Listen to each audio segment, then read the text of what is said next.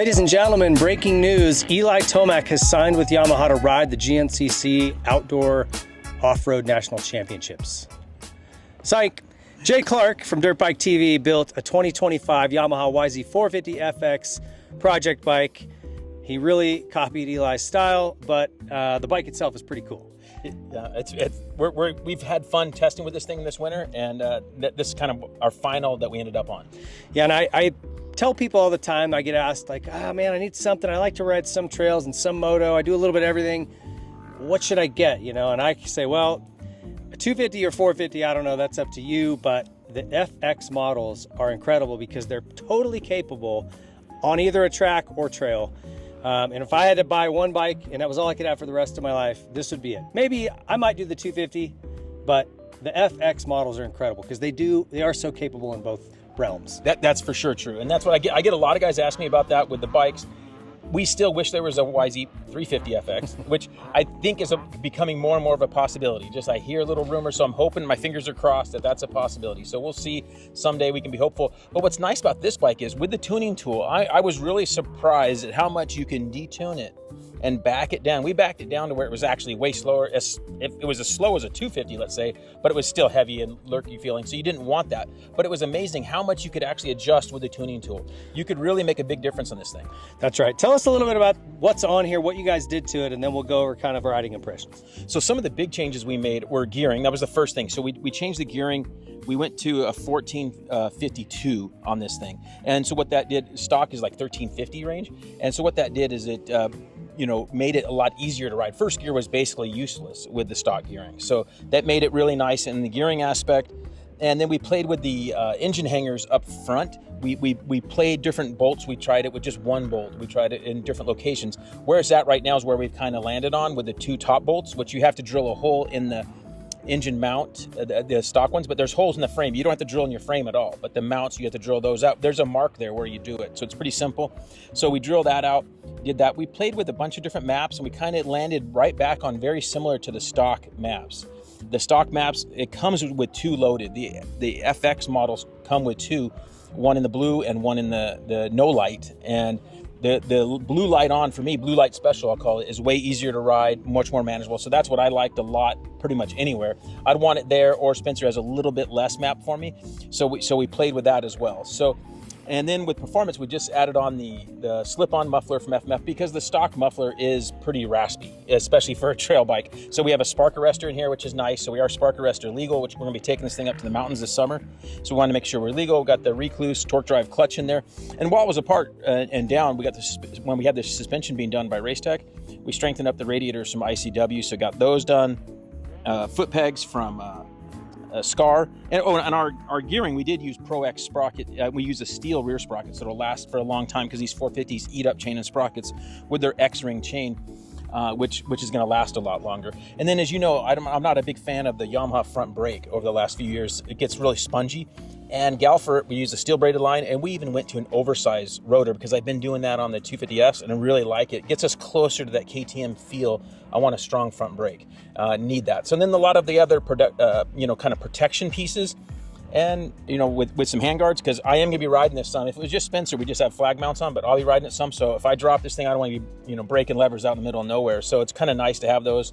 And Decal Works, Moto Seat all helped us get us a really nice look for this thing. And a few protection pieces, like Bulletproof Designs makes a rear rotor guard, which is nice to have on there. So just those kind of little finishing pieces to give us a good bike for off-road. I am a little disappointed that we can't put a bigger tank on it without a lot of work. These things are limited with the engine style, the way it is.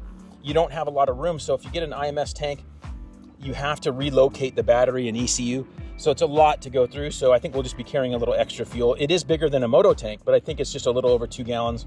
I need to double check that. So it's not as big as I would like to have for a trail bike.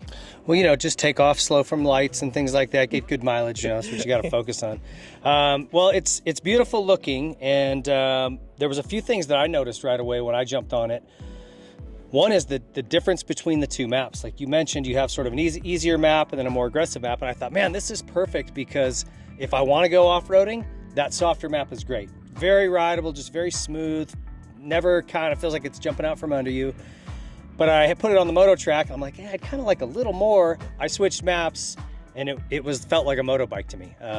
So it was like, depending on what you're doing, you just pick the map and it's a whole different bike. So the character was a lot different and really suited off-road or moto. So that was great. Suspension was way too stiff. We kind of knew that going in. This is set up for Spencer. For Spencer, he's a lot bigger, yeah. Taller boy. So a little bit off on the suspension, but motor was, like I said, really fun that way. The brakes.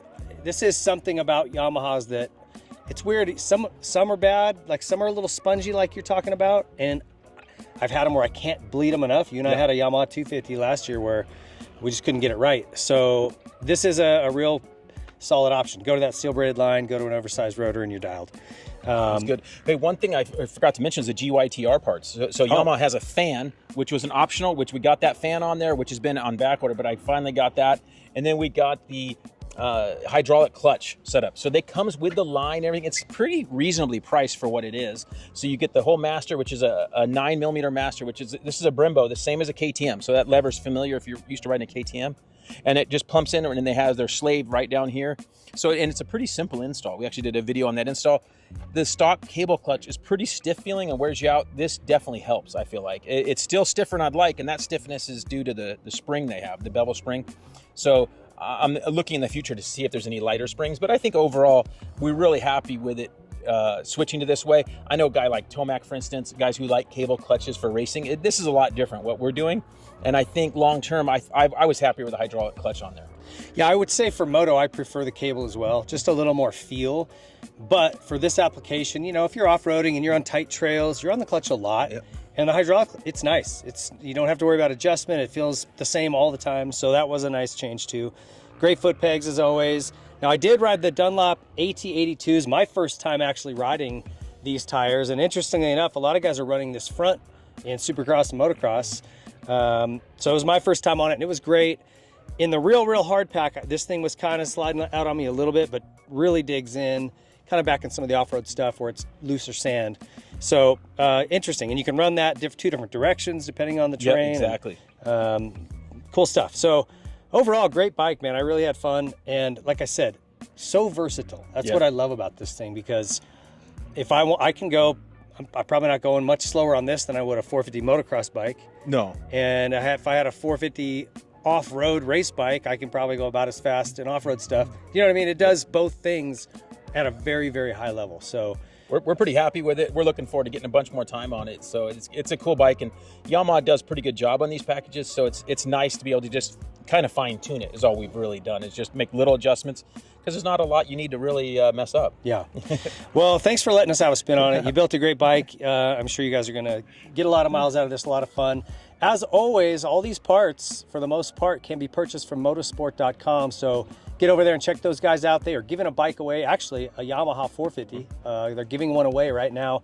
Sign up for that. Go on, take advantage of all of their sales and goodies. They're giving away things for the entire month and then a motorcycle at the end. So use motorsport.com. Keeps you from having to get off the couch. You just order it, it shows right up. And stay tuned for that breaking news that Eli Tomacs going off-road racing. Perfect. Thanks for watching. Thanks, Jay. You got it.